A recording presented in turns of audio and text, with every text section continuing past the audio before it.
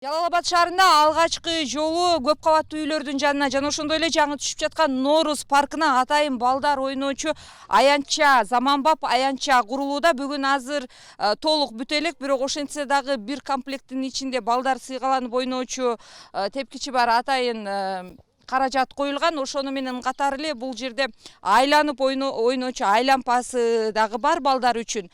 Андан сырткары азыр жумушчулар иштеп жаткан жайда ал жерде атайын турниктер дагы орнотулган. Мындан сырткары дагы 2 селкинчек коюлмакчы. Булардын бардыгы албетте шаар тургундары үчүн жана балдар үчүн.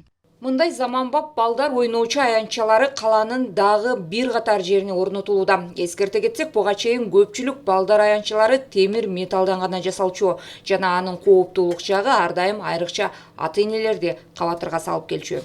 Темирде чынында коркот болчук.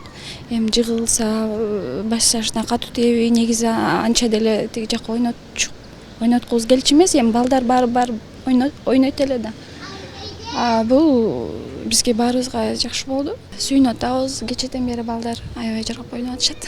Баарынан да бул жылы Совет доорунан бери жаңыланбаган аянтчалар эске алынган. Мындай жаңылыктан бери эле балдардын эмес, жергиликтүү тургундардын да кубанычтарында чек жок.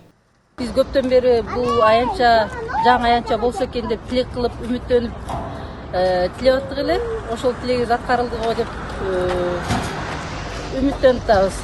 Рахмат шаар мэрисине. Быйылкы жылы шаардык бюджеттен ушу жаш балдар ойночу аянтчага деп 2,5 миллион акча бөлүндү эле. Биз аны тендерге бердик.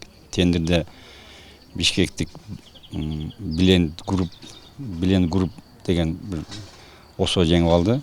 Бүгүнкү күндө договор түзүлүп алар ишин баштады. Биз анын 2 комплегин ушул паркка коюп атабыз, Ноорус паркына, жаңы паркка.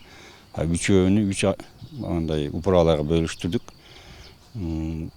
Азырынча толук бүтө элек. Алардын договору боюнча сентябрдын 10-уна чейин толук эмесин бүтүрүшөт.